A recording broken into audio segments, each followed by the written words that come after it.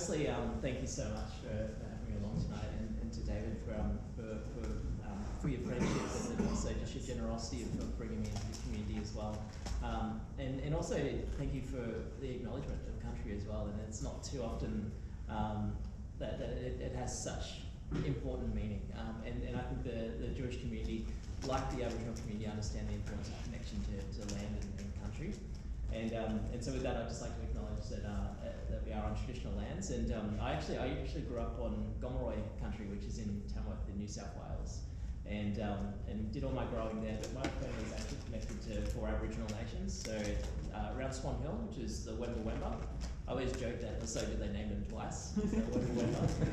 Then travelling south is the Jalawa Jali, the Wirragai, and then down near Warrnambool is it's called Gunditj Mara land. And there's 2 missions. There's the Ebenezer mission, which was up around Swan Hill, and then a mission that was called Framlingham mission, is where my family's come from. And then on my father's side, as you've mentioned, is from Papua New Guinea. And my father is actually born on a beach in Papua New Guinea, so we don't actually know how old he is. And he's one of those guys where you look him in the eyes and you're kind of timeless. You don't really know how old he's just this old, wise, grey fella. And so he was born in this very remote village called Lafu. And so even today they still cook over open fire. You walk down to our beach in Lafu and you walk out about 20 yards and then there's a coral reef that flows for another 20 yards and then drops into the deep blue. So my father was actually born on that beach. And my for us, names are really important. And so first name obviously Benson, but my middle name is Ikiwa, which connects me across to my grandfather's land, which is a very small village called Nekonwan. To get there, you need to fly to my father's village and then go on open ocean for about 6 hours, jump into a small boat, go up a river for about 2 hours, and then you need to hike for another 4 hours, and you come to this very small remote village, and that's my grandfather's land. And I have 2 kids. And we think the other side of Dandenong Road. Right, yeah. It is.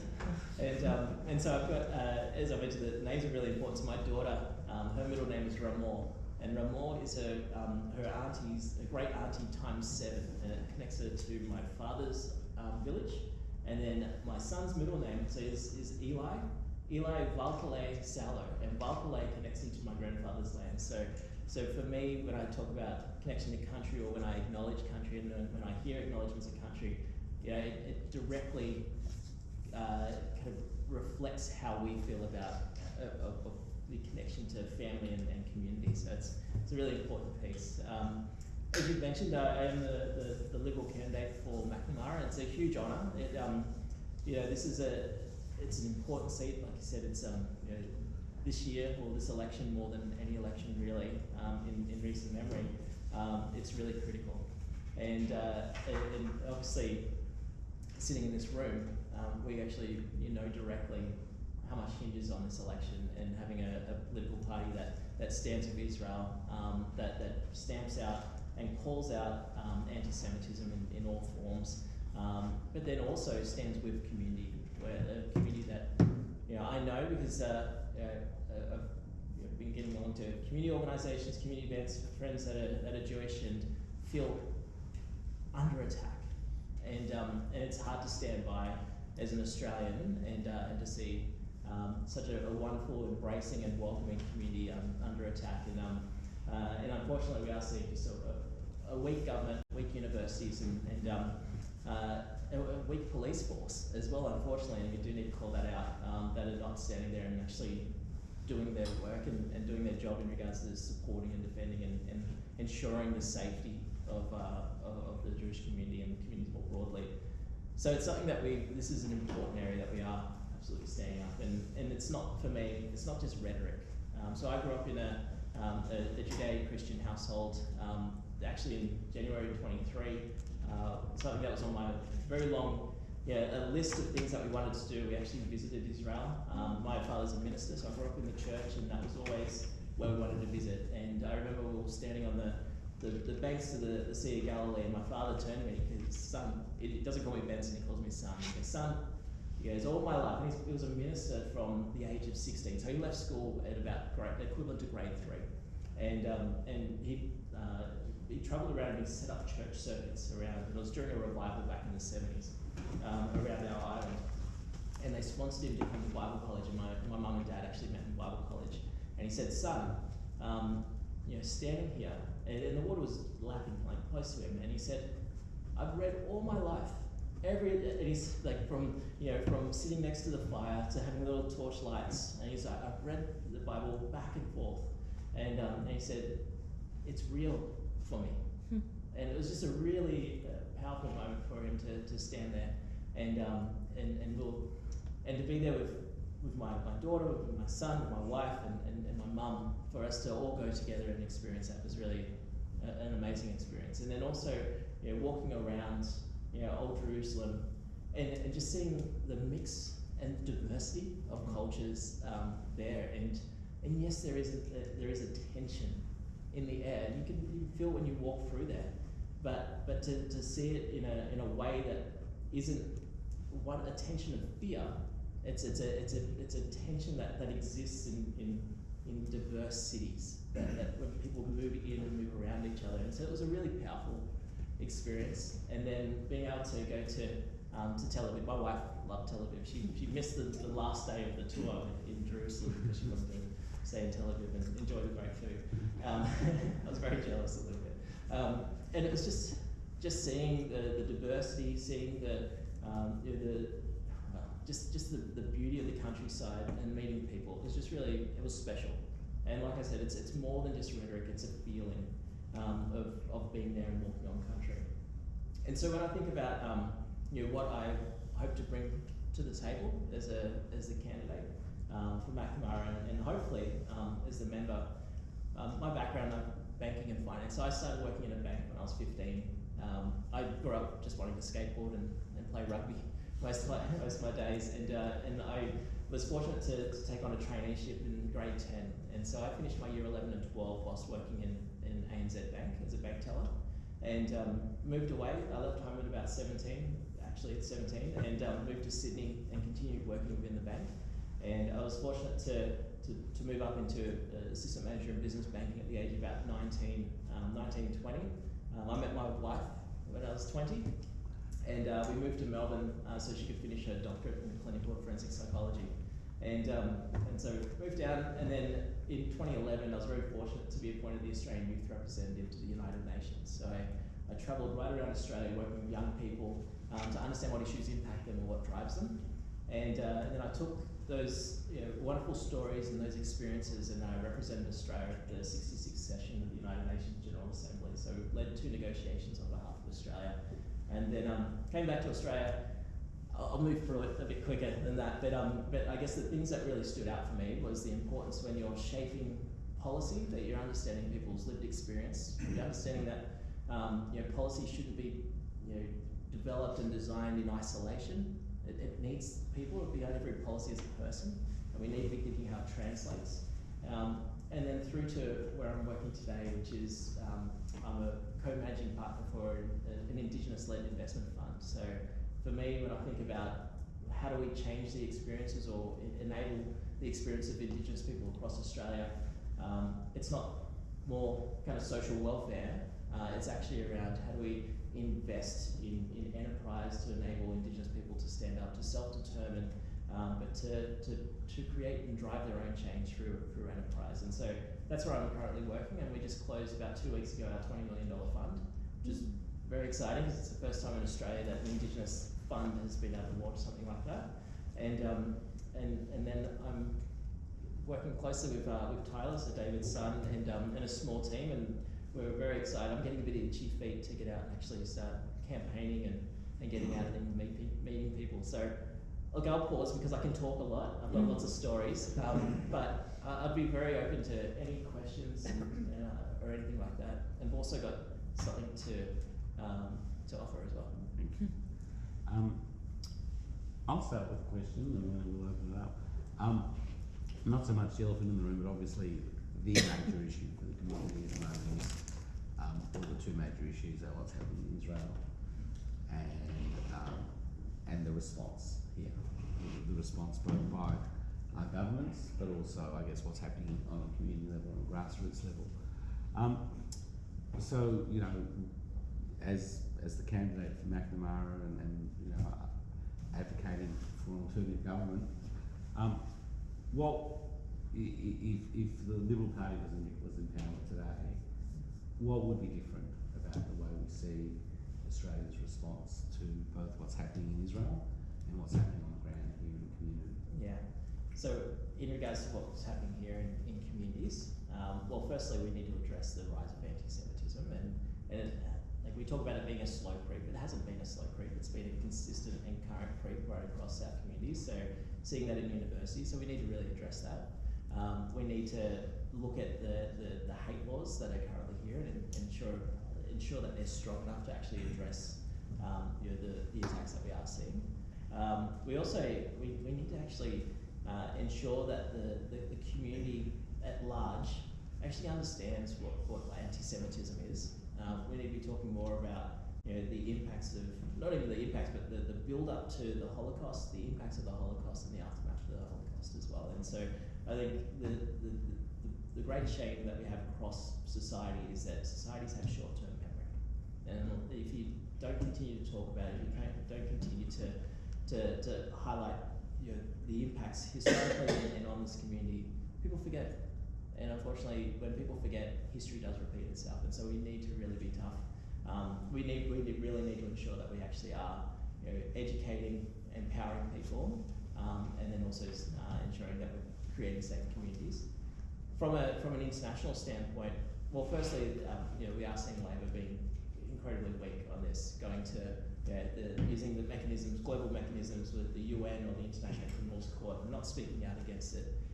These are just standards that they continue to walk past and continue to weaken. And I've been at the UN and I've seen what happens when you open the door. So when you open the door to compromise, is that it's so hard to close that door again.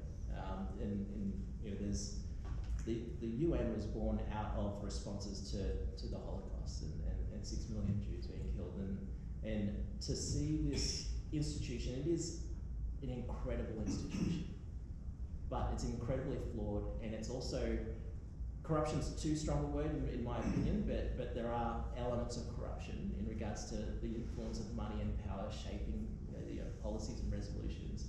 And to see us, you know, as a nation to stand with the likes of Iran in how we voted, in how Australia voted, yeah, this is again a standard that we can't abide by, and it's the continual watering down of policy and it opens the door to further hate and anti-Semitism, and also emboldens, use the term, non-state actors, so terrorist networks and terrorist institutions that continue to grab a hold of these institutions. So, yeah, I do believe that we are the only party that is actually standing up for Israel, and the only party that is a friend to Israel, and this is not to throw any kind of criticism directly on Josh Burns, and he's an important voice. He's I have a lot of respect for Josh. The challenge that I have is, well, the issue that I have is that Labor as a whole is actually being weakened. So Josh's voice is not having the influence and the cut through that it needs to have in order to stand strong with Israel. And we see that with Senator over in Western Australia, who continually, even the chant from the river to the sea. She said this on live television not long after the Prime Minister called that actually hate speech, and there was no ramifications. So, look, sorry, like I said, I'll talk all day, but this is this is what we will see change under a Liberal state government as well as a Liberal federal government. Okay. Alon. Benson, I'm curious, one of the unusual and more bizarre things that we've seen is this newfound denial of Jewish indigeneity in the land of Israel. And we've seen, in a sense, a lot of the protests hijack the indigenous cause. And that's bizarre for a lot of Jews who've, for decades, been instrumental in, First Nations recognition and rights. And I'm curious what discussions are happening, if any, within kind of Indigenous leadership circles, and what role do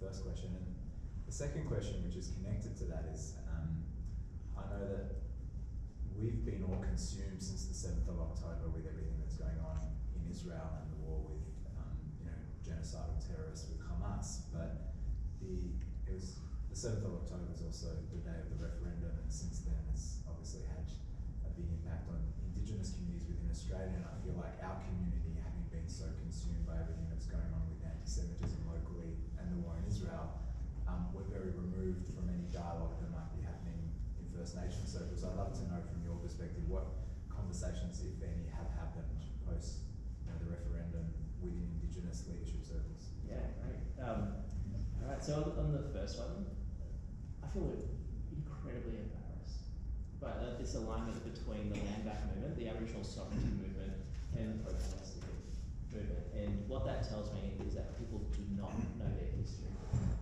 It was the Jewish barrister Ron Caston who stood beside Eddie Quippy Marbo from up in Torres Strait Islands. This is the reason why we actually have native title in Australia. And to forget that, and even going further back in regards to Aboriginal William Cooper standing there on the night of the broken glass and actually walking up to the German Chancellery, and I think it was one of the first international demonstrations against it was at the point of the rise of the Nazi party. So there's a long history, and that's just two examples of a long history. And it tells me that our own people do not know our history, but then also the level of just the opportunistic element here of the pro-Palestinian taking what is a legitimate issue around Indigenous sovereignty and self-determination and attaching themselves onto it to further their own cause. So the pro-Palestinian movement are no friends to Aboriginal people, and they shouldn't be viewed as such. What does give me great hope is that we are seeing more and more Aboriginal people standing up. So hats off, and wonderful friend in Nova Paris has been incredibly strong, and everyone, he may have seen Josh Frydenberg's documentary. Just the passion and the strength and conviction to her words. Just she's one of many, but she is in regards to Indigenous people that are standing strong with Israel, but is such an incredibly important and powerful voice in the debate. So it is there. I think we need to do a lot more, and it is something that it's challenging. So I know that the greatest criticism that I get is from my own community, and what that says to me is, what is often said to me is that I'm forgetting about my own history, but my history, the success of Aboriginal people in Australia in regards to land rights is intricately tied to Jewish lawyers and the fraternity and the Jewish community, because we wouldn't be here without context. Now on the referendum piece is so I actually voted in favour of the referendum, and it's something that I was incredibly proud to do, and that comes from my mum being 11 years old, and remembering the day that the 1967 referendum rolled around, and then getting dressed up. So my mum grew up in a tin shed with dirt floors, and it was always clean and always tidy, and so she remembers putting on the Sunday best and heading into the voting booths so my grandmother and grandfather could actually vote. And she was staying with us at the time of the referendum, and so she's got her grandkids, my kids, running around. And I remember when it came back as a clearly 60% of Australians voted against it, and all states were against it. She took us out off to bed, and she just didn't want to talk about it. And the thing that really hit me the most, and was the greatest realization, is she didn't care about the mechanism of the voice. She cared about constitutional recognition. And we as a party, we were there.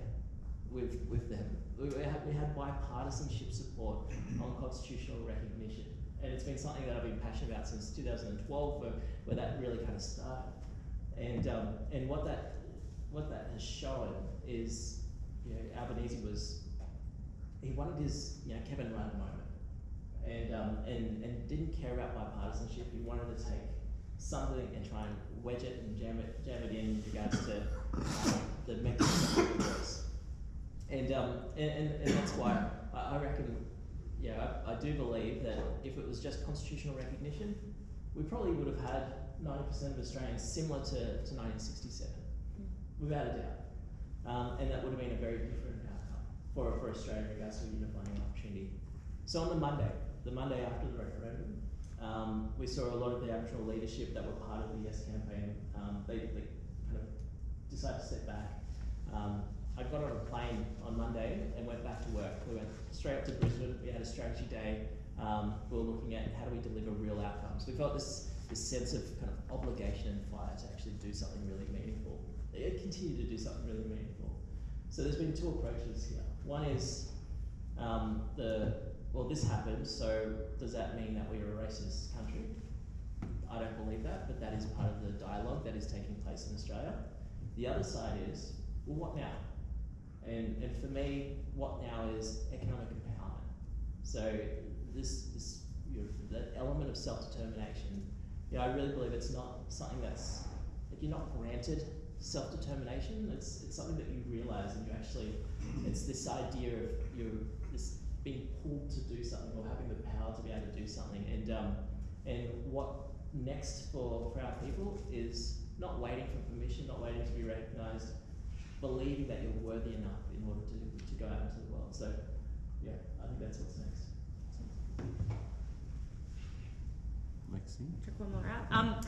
I think this is a question you've likely been asked, or if you haven't yet, you will be, by many in our community. And it's a rhetoric that's being thrown around a lot when our community looks next federal election. We had a panel here in this room last week where they asked the community, what's the number one issue that's kind of scaring you at the moment you'd like to discuss? And unanimous vote was like the Greens. Many in our community are concerned about having a Greens representative for Macnamara, and so there's a rhetoric about if you vote for the Liberal Party, then you will be growing the Greens base and increasing the likelihood of having a Greens member for Macnamara. What's the reality of that? What's actually behind that kind of like fallacy or tale that's being told in our community? And yet, what kind of message do you have for us about when we're spoken to as community leaders about that message? What's behind that? Yeah, look, it is rhetoric there to scare people to continue to vote Labor, and look, I think the reality is there is a three-way race here. We have seen the steady grow of the Greens Greens vote. Look, I think there's people that are wising up to just the fallacy that is the Greens. They're no longer the environmental party that people, particularly in this electorate. We also think down to the Albert Park and South Melbourne. One of those key issues is around environment, and they're showing that they're actually not a party for environment anymore. They're a party for protest. They're a party for anti-Semitism, and so we're going to see what we're hoping is going to see a decrease in their overall primary vote. That is something that we're hoping to actually pick up as in the Liberal Party, particularly now we're having the conversation around the right energy mix and nuclear being a part of that, which is actually a great interest for a lot of people, young professionals sitting across the electorate here. That will then, we're really driving to pick up the primary vote. We're seeing a lot of Labor voters, not just Jewish Labor voters, but Labor voters across the board that are just feeling that they're not being heard, they're not being listened to by the Labor Party, and that the Liberal Party, we will aim to pick up quite a bump in our primary vote. The reality is, well, one of the realities is, and because obviously you never know until the outcome of the election, but the pathway here is that the potential pathway here is that Labor will fall as as the third. And the Greens, based on their primary vote, historically increasing, would come in second, and the Liberal Party would pick up the primary vote, so it would hit first. So what we do need is actually preferences from the Labor Party, and we've seen Labor historically preference the Greens in this electorate. We've seen the Greens, over 90% of their preferences flow to the Labor Party,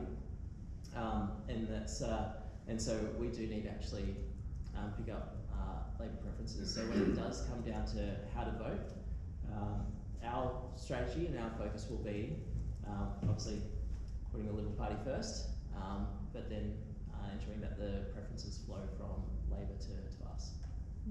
How does it, And where will you, sorry, and where will, just to be clear, where will your preferences be directed? Well, he's sitting at this point, so we've still got a lot of negotiation to go in terms of where things are at. But I mean, I think it'd be fair to say that we won't be big fans of the Greens in terms of but it's a negotiation. So that you have a look at a seat like Wills, which Labor is in a real threat of losing a seat that's always been their seat. Yeah, so there is a perfect opportunity, quite frankly, for a preference deal which would help Labor get off over the line in Wills and have Benson win here by a preference swap and keeps Greens out in both seats. So I think, sorry for jumping in, but I think it's an important question to have, and it is very unlikely that Liberals, we normally come first in McNamara or second. We don't redistribute our preferences. The preference redistribution comes from both the Greens and Labor, because they run second and third, depends on where it goes. So the pressure needs to be on Labor to say, if you are serious about this, and Josh really needs to go into bat here and say, we've got to be on a unity ticket of preferencing the Greens last. So no matter what happens, Liberal or Labor, we keep the Greens out in McNamara, and we keep the Greens out in every possible seat we can across Australia. I think that would certainly be the community's preference, that both mainstream parties preference each other ahead of us. Yeah, but we've got to put the pressure on. I think we've asked questions in these kinds of forums, but I think it's a bit different when we actually go out there, and we've never experienced what we have since October 7 in our modern day, and I think it's really important and incumbent on our community to be very, very proactive in how preferences are delivered. I know in previous times, when we've had nowhere near the kinds of situations with Michael Landy, we've had conversations about it. This is a different game now. We're playing very, very high stakes in terms of our own community survival, and I really think we've got to be on a unity ticket, ensuring that both major parties preferences the Greens last. Yeah, that would be our preference. Honestly, it's a party decision. I'm just curious to know. It's very easy for everybody to sit around and make these statements, but Josh is a very well liked Jewish representative. How do we ensure that the Labor preferences do not? How do you ensure that either Liberal doesn't, that the Labor preferences do not go to the Greens? How does that work? I don't think we can't, and I think this is where we need to put greater pressure on Josh within his own party to be advocating that the preferences need to flow. Does he ever say that? The reality is that a lot of people, because they're not informed voters, just follow obviously the how to vote cards. So it's really, really important for Josh to be advocating, and other senior Labor, Mark Dreyfus, quite frankly, and others, to be able to say this is really, really important to our community, that we don't see Greens get up in McNamara, and to do that, we need to ensure that Labor put them last. On the other thing on top of this, and this is nothing, this is probably the first time having a candidate with the kinds of credentials that we have with Benson, as you've heard, that quite frankly will appeal right across the electorate, not just in the Jewish community. The Jewish community is probably about 15% if of a McNamara vote. It's not it's more than the margin though. Yeah, it is, but then you've got but again, you've got to look at how many people voted Liberal and before, and what the percentage will be. But there is no question that Benson will pick up votes that we haven't been able to pick up before across the electorate. We've got a really good chance of actually winning McNamara that we've never held before. And to be quite honest, and you know my relationship with Josh, you know, Josh and I work very, very closely. We will always continue to work together. But at the end of the day, it's the difference between us winning government and not winning government. That's what we need to consider as a party. It is so close, and this is the kind of seat that is not expected, but could very, very easily fall into the Liberal Party's hands and deliver us power at the next election. And if we win power, come to Yossi's point earlier, things will be different because there will be consequences for people that behave in the way they behave, both internationally and both at a federal level. And that is the only way for change. You can have somebody that's advocating really hard in your party, or you can have the actual party in government that's going to actually ensure that our community are overall represented at the top, and that's where people need to be. I think what's going to swing your vote is youth justice and cost of living crisis. Absolutely. And do you want to just, briefly mention about the stuff you're doing, because it's not only, it's Indigenous, but it's broader as well in terms of the torch? Yeah, absolutely. So, is people familiar with the Torch? So the Torch is a not-for-profit organisation. It's been running for about 12 years, and it works with Indigenous incarcerated people, so pre-release and also post-release, and it uses art as a way to connect back to country and community. And so Jeff Kennett has been chairing it for the last 9 years. We recently at the Glen Ira Town Hall had our 11th exhibition called Confined, where over 80 Aboriginal artists were featured, and Jeff took that opportunity to actually step back as chair, and he appointed me chair to lead that. And so youth justice is something that has been something I've been very passionate about. The school that I went to was a small one in Tamworth, and if you got expelled from the other schools, you'd come to our school, or if you went to juvie, you'd come back into our school. And so we all knew how to fight growing up. And so that's something where the importance of rehabilitation, and ensuring people have the capacity and capabilities and the options and the support around them in order to participate is something that's really important. But then also the other side of that is ensuring that those that are victims of crime get the support that they need, and then also that we are tough on crime, and that this can go hand in hand in regards to supporting people to reintegrate back into community and engage in the community, and then also being tough on crime as well. And so the lens that I always bring to it is that no child is born bad. There's circumstances that take place in someone's life, and it's ensuring that the systems and the structures that are in place are there to support people in order to reconnect.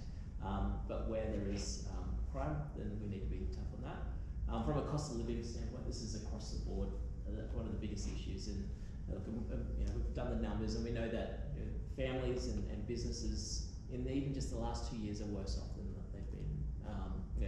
They've been in the last 2 years, and this links to housing affordability. It links to energy, the cost of energy, and then also just we know that our bills are kind of going through the roof as well. And this is something that when we're looking at how do we actually address this, Victoria wants to, with the amount of debt, you'll know this from day in, day out, the amount of debt that the state's in, the way that they're looking to kind of recoup this is taxes on land taxes. It's just tax after tax after tax to pay back the enormous debt that the state is currently in. And so we need to actually really address that. We need to call that out. We need to be looking at from a housing standpoint, the supply-demand model, and it's so easy for the Liberal Party to be kind of painted as anti-immigration, and that just seems like the catch cry. But the reality is that we've got a demand issue, and we've got a supply issue, and so we need to actually be building more houses. We need to be looking at being more focused and targeted on the immigration that we are bringing into the country in regards to the skills that we're attracting.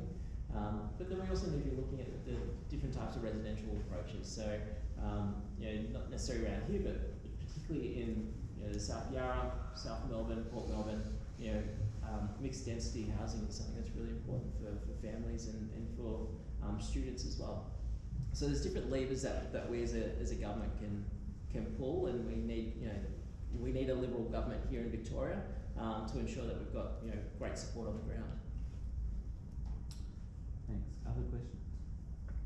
I just wanted to make a note. It's nice to have someone who's got lived experience going into politics as opposed to a lifetime politician. I think it makes a big difference. I think a lot of policy is driven by people who have actually no idea about working, having a business, raising, so it's good to see that we've got some lived experience in bringing that into politics. I think there should be a qualification myself. You can't change a light bulb without being qualified, but you be a politician. Yeah, well, it is nice. And for a long time, I've been pulled towards politics, and I've always held back. And there was a point in 2018, my wife and I, we walked the Camino de Santiago, which is an 800-kilometre hike across the north of Spain.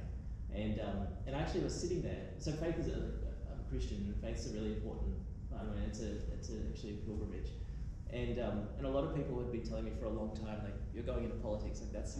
And so the question that I walked with, and you do walk with multiple questions when you do the Camino, was, is this what I want, or is this what everyone else wants for me?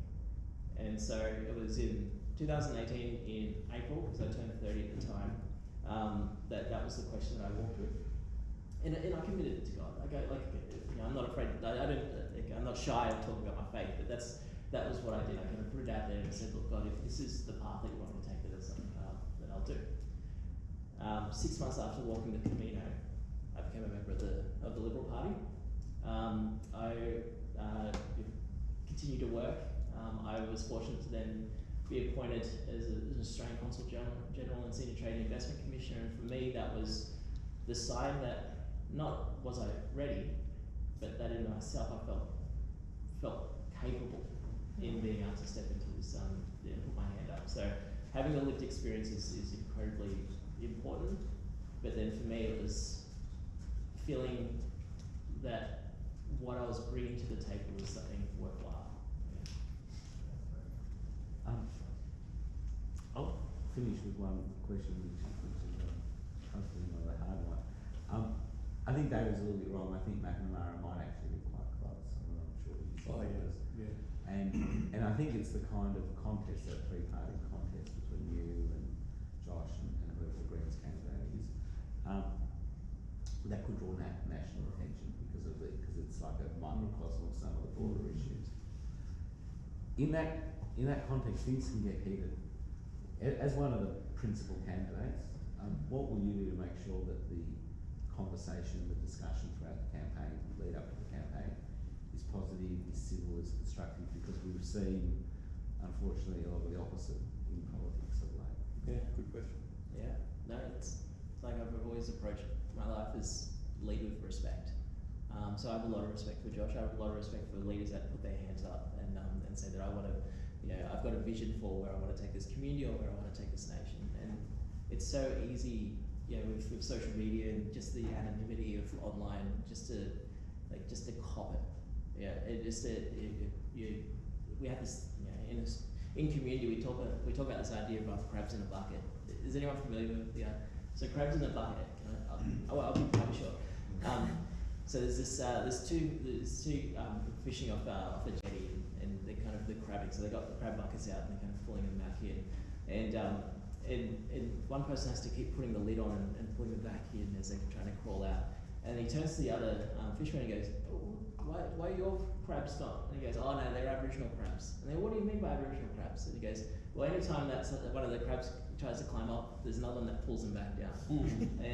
And so that's kind of the idea of the tall poppy, but in the kind of the Aboriginal kind of community, we see it a lot as well. And it's so easy in Australia that we do that. And we need to get away from that. We need to back good leadership. We need to back good vision. And the way that we facilitate that in society is that we need to convene respectful spaces where you can actually have a discussion, have a debate. You can have a disagreement, and know that you're not attacking the person, And so, look, like Josh and I are going to land on different things, you know, on positions. But the reality is, there's probably more that he and I agree on than actually separates us. And I think we forget that in politics. And I think that's where, you know, leading with respect, leading with honesty, leading with understanding is really important. So if we, both myself and Josh and the Greens candidate, can champion that, you know, I think we can be an example for how we can do this in the future.